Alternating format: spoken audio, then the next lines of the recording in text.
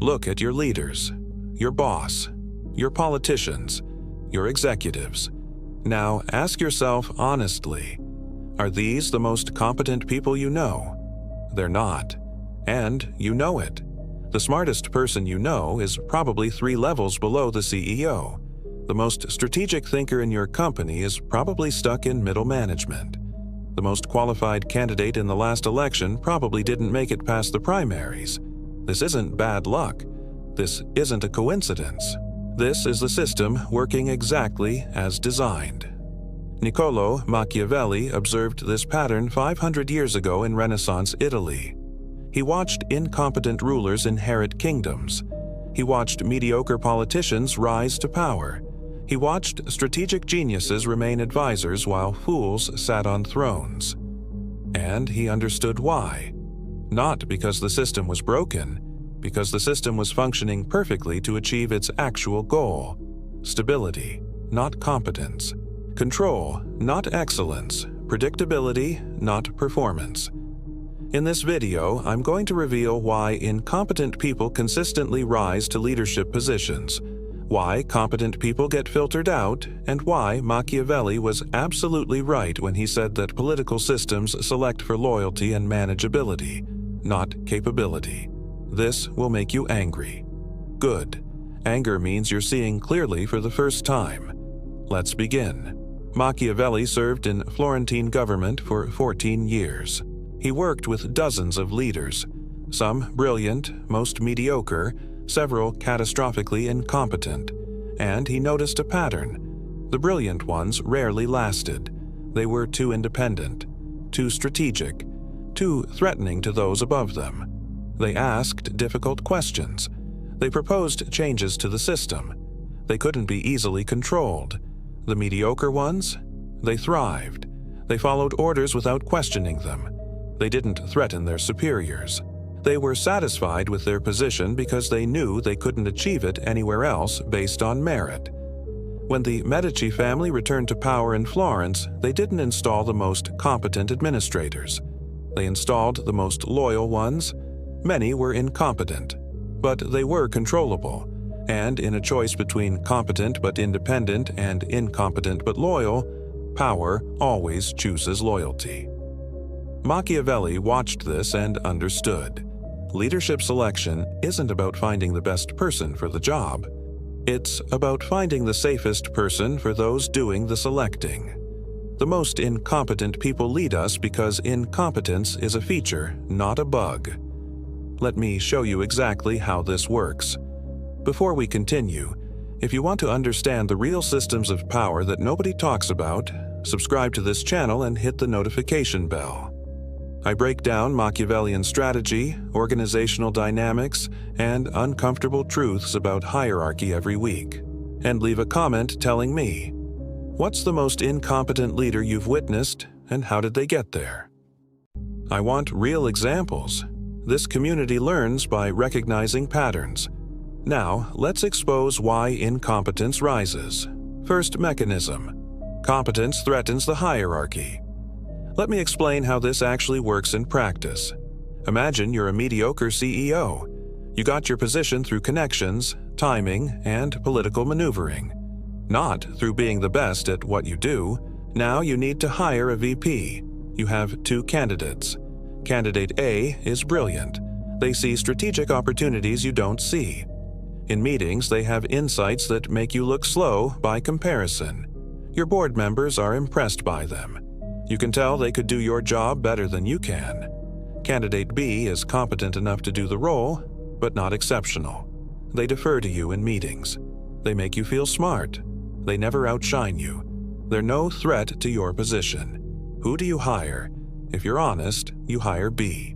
Because A is terrifying. Not because they're malicious, because they're capable. And capable people make incapable people visible by comparison. Now multiply this across every level of every organization. Each mediocre person in power hires people less threatening than themselves. Over generations, what happens? The average competence level drops. The organization becomes progressively more incompetent from the top down. Machiavelli observed this with the Medici family. They systematically removed competent administrators who might challenge them and replaced them with loyal mediocrities. Within a generation, Florence's government was significantly less effective, but it was more stable for the Medicis, which was the actual goal. This is called the Otto von Bismarck rule. Never hire anyone smarter than you are. Bismarck was joking. Most leaders follow it religiously without realizing it. The result? Incompetent people rise because they're selected by other incompetent people who feel threatened by competence. Second mechanism. The skills required to get power are different from the skills required to use it well. This is the core insight Machiavelli missed by most people who read him. Getting power requires social maneuvering, coalition building, image management, political navigation, appearing confident and knowing when to flatter, when to betray, when to align with the winning side. Using power well requires strategic thinking, operational excellence, decision-making under uncertainty, balancing competing interests, long-term planning, and actually solving complex problems. These are almost completely different skill sets, and the first set is much easier to fake than the second. The person who's brilliant at organizational politics can rise to CEO without ever demonstrating they can run a company well. The person who's exceptional at running projects might never develop the political skills to get promoted to where they could run the whole organization. Modern example. Your colleague is mediocre at actual work, but exceptional at managing up. They take credit for others' ideas. They're always visible to senior leadership. They cultivate relationships with decision-makers. They know exactly when to attach themselves to successful projects and distance themselves from failures. They get promoted, not because they're competent at the actual job, because they're competent at the game of getting promoted. Meanwhile, the person who actually does brilliant work, they're heads down executing. They're not in leadership meetings. They're not playing politics. They're doing the work, and the work doesn't promote you. Being visible to people who make promotion decisions promotes you. Machiavelli observed this constantly. The best military strategists were not the ones leading armies. They were advising the nobles who got command through birthright. The best administrators weren't running cities. They were supporting the politicians who got elected through charisma and connections. The system selects for the skills required to obtain power, not the skills required to wield it effectively. These skills overlap occasionally, but not usually. Third mechanism. Organizations optimize for risk avoidance, not performance, and incompetent people are paradoxically less risky to hire than competent ones. Here's why. A competent person will take initiative. They'll challenge bad ideas, they'll propose changes, they'll see problems and try to fix them. Each of these actions creates risk for the person above them. An incompetent person will do exactly what they're told. They won't challenge anything. They won't propose changes. They won't see problems, or if they do, they won't have the confidence to address them. They're completely predictable. In a risk-averse culture, predictability is more valuable than capability. Better to have reliable mediocrity than unpredictable excellence. Modern application. You work in a large corporation. The company needs innovation, strategic thinking, bold moves, but the culture punishes failure more than it rewards success. What happens? The person who proposes 10 innovative ideas, 8 fail, 2 succeed massively, gets punished for the 8 failures. The person who proposes nothing and just maintains the status quo gets rewarded for stability. Over time, competent people learn to stop proposing ideas. Or they leave. And incompetent people who never had ideas in the first place rise because they're excellent at not rocking the boat. Machiavelli watched the Florentine Republic make this mistake. They were so afraid of another tyrant that they created a system where no leader could make bold decisions. The result? Weak, ineffective leadership that couldn't respond to crises. When Cesare Borgia threatened Florence, the Republican system was paralyzed by risk aversion. Organizations say they want competent leaders. What they actually want are leaders who won't create problems for the current power structure. And incompetent people are much better at that than competent ones. Fourth mechanism. Incompetent people have more time for politics. Competent people are busy doing actual work. This creates an enormous advantage for the incompetent in any political environment. Think about how time gets allocated. The competent engineer is spending 60 hours a week engineering. The incompetent engineer whose code does not work is spending 30 hours pretending to engineer, and 30 hours networking, attending optional meetings, having coffee with senior leaders, and positioning themselves politically. Who gets promoted? The incompetent person. Because the people making promotion decisions see them more. They seem more engaged. They appear to be leadership material. The competent person is invisible because they're executing. The incompetent person is visible because they're compensating for incompetence with politics. Machiavelli observed this in diplomatic circles. The best strategic minds were working on actual diplomacy, negotiating treaties, analyzing threats, developing policy. The mediocre diplomats were spending their time at social events, building relationships with powerful families, and making sure they were visible at court. Guess who got promoted to lead diplomatic missions? The visible ones. Not because they were better diplomats, because they were better courtiers. Modern example. You have two employees. One is heads down delivering exceptional work. The other is in every meeting, commenting on every project, visible to everyone, producing mediocre work. Annual review time comes. Who does leadership remember? The visible one. The excellent worker is almost invisible. Their work speaks for itself, but themselves don't speak. The mediocre worker has been speaking constantly, ensuring everyone knows who they are. Visibility bias is real, and incompetent people are forced to be visible because their work can't speak for them. Paradoxically, this makes them more likely to be promoted. Fifth mechanism. The interview process selects for confidence, not competence. And incompetent people are often more confident than competent ones. This is the Dunning-Kruger effect applied to leadership selection. The less you know, the more confident you are because you don't understand the complexity of what you don't know. A truly competent person interviewing for a leadership position will be measured in their confidence. This role has challenges X, Y, and Z. I'm strong in X and Y. Z will require building expertise. They see the complexity. An incompetent person interviewing for the same role will be unrealistically confident. I can definitely handle this. No problem. They don't see the complexity because they lack the competence to perceive it. Who gets hired? Often the confident one. Because humans mistake confidence for competence. We evolved in small groups where confident people usually were competent. They'd been tested. In modern anonymous societies, confidence and competence have decoupled. But our psychology hasn't updated. Machiavelli observed this with military commanders. The most cautious strategic commanders would give realistic assessments. We can take this city, but it will cost us X casualties and Y resources. The bold, incompetent commanders would promise, we'll take it easily. Princes preferred the bold ones. Their confidence was reassuring. Then they lost battles. But by then, they'd already been appointed based on confident claims, not demonstrated competence. Modern example. Your company is hiring a new executive. Candidate A has deep expertise, gives nuanced answers, acknowledges what they don't know. Candidate B has shallow expertise, gives simple, confident answers, claims to know everything.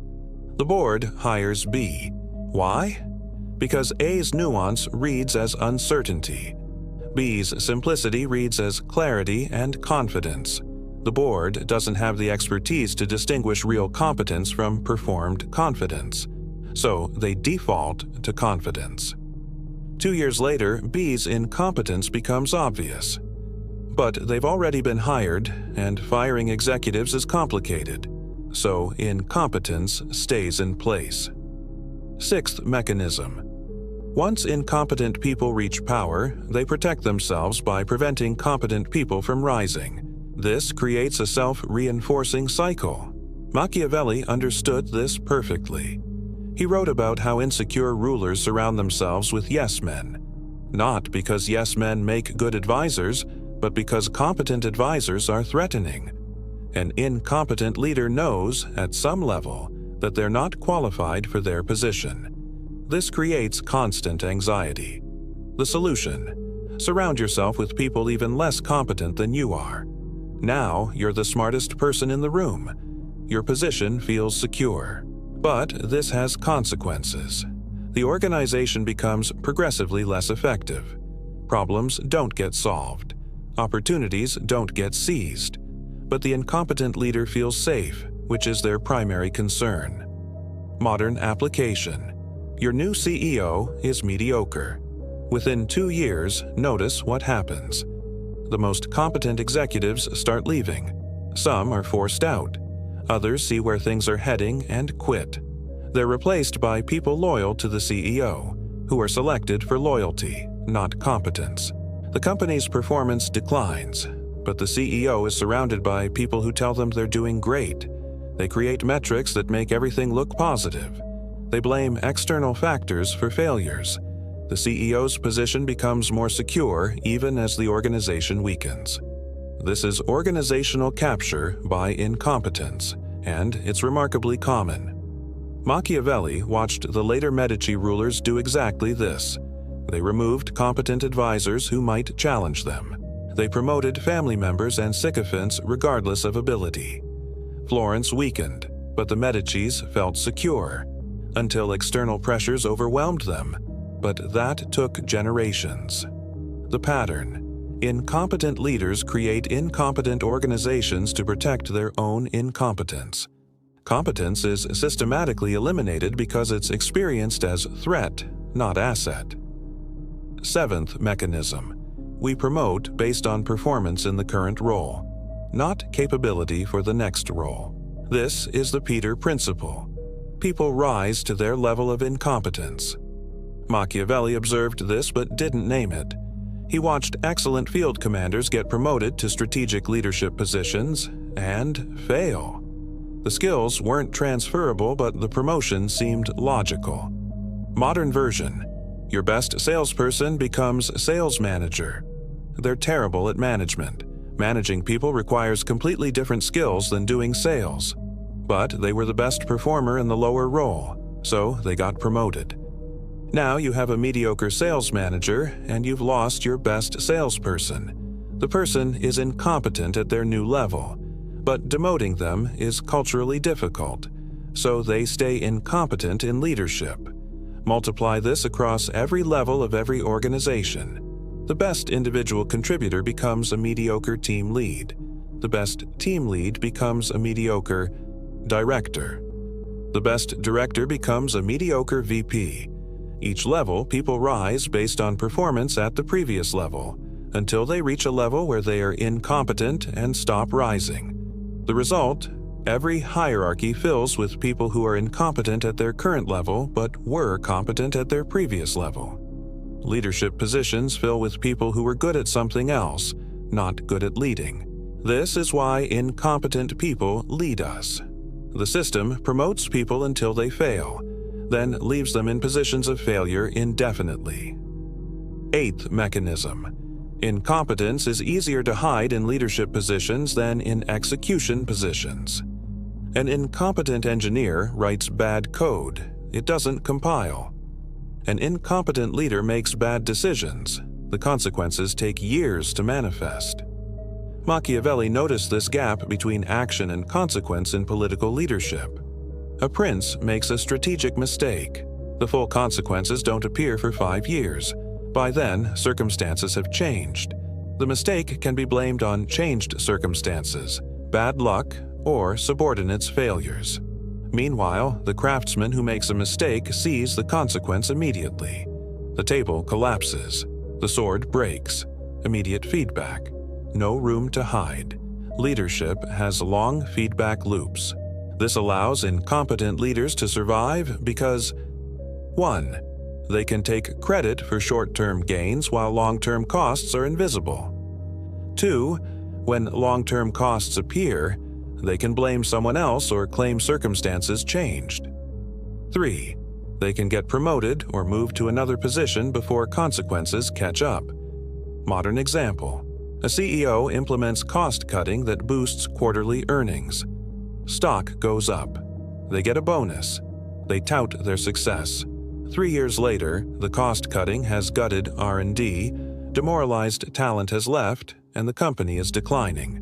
But the CEO has moved to another company. They're not blamed. They left during the good times. The new CEO inherits the mess. They might be competent, but they're dealing with the previous CEO's incompetent decisions. If they can't fix it fast enough, they get blamed. Meanwhile, the incompetent CEO who created the problem has another leadership position. Incompetence in leadership is insulated from feedback by time and complexity. This allows it to persist and even be rewarded. 9th mechanism: we select leaders during calm times based on qualities that matter during calm times. Then, crises arrive requiring completely different qualities. Machiavelli was obsessed with this problem.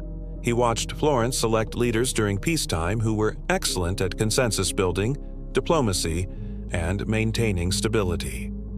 Then, war came. Those leaders were catastrophically unprepared. The skills for peacetime leadership and wartime leadership are different. Modern version: your company is doing well, growing steadily. No major threats. Leadership selects a new CEO who's great at maintaining growth, keeping people happy, and not rocking the boat. Perfect peacetime leader. Then a crisis hits: economic downturn, disruptive competitor, technology shift. The CEO who was perfect for calm times is incompetent for crisis times. They're indecisive. They prioritize harmony over tough decisions. They can't act boldly because boldness wasn't required to get hired. But they're already CEO, and organizations rarely fire leaders immediately when crisis hits. That would look like panic. So the incompetent for crisis leader stays in place while the organization struggles.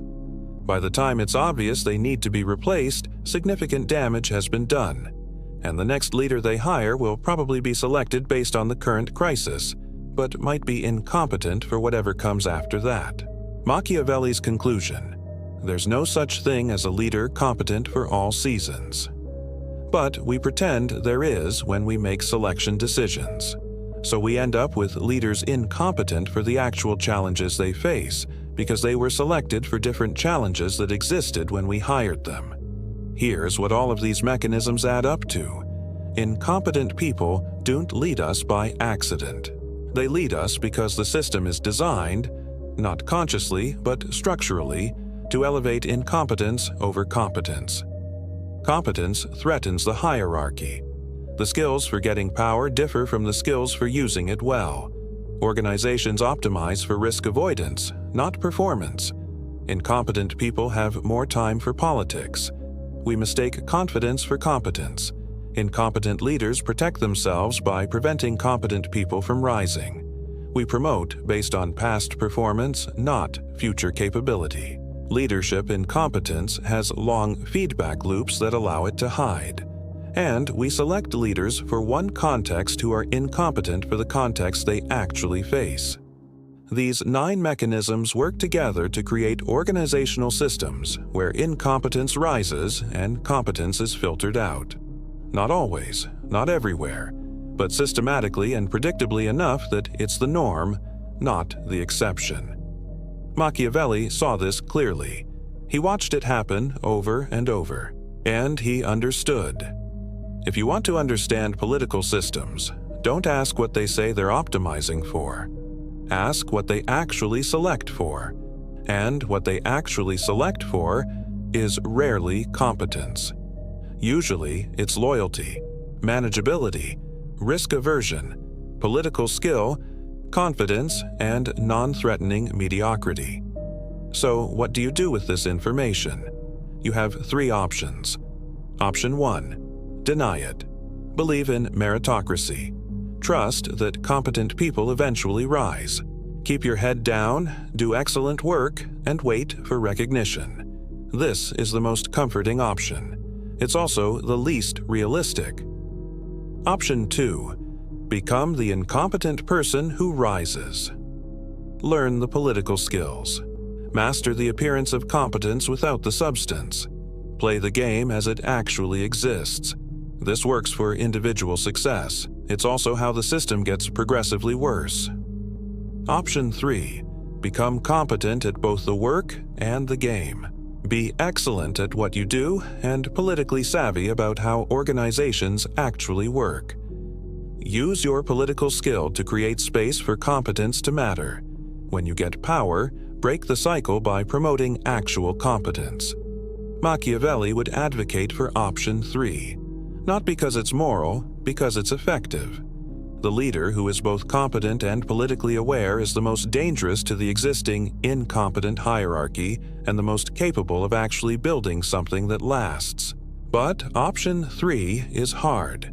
It requires you to be excellent at your domain and excellent at organizational politics. Most people are good at one or the other, rarely both. Here's the practical framework. If you're competent but politically naive, you'll do excellent work that others take credit for. You need to become visible, build relationships, learn how decisions actually get made, and ensure your competence is known to people who matter.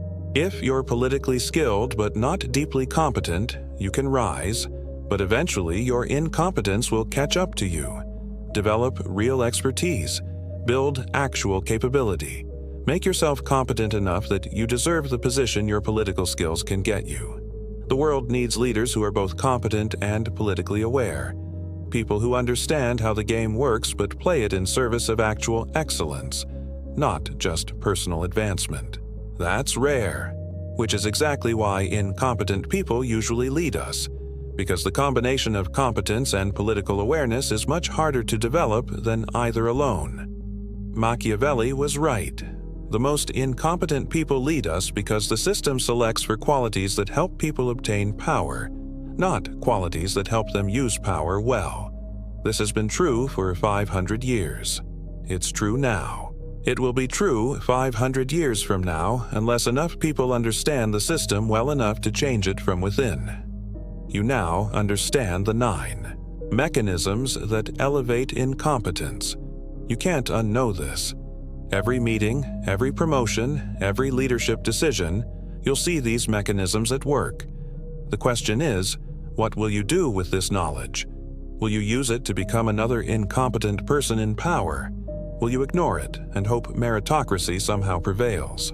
Or will you use it to become the rare person who's both competent and politically aware enough to rise and then change the system?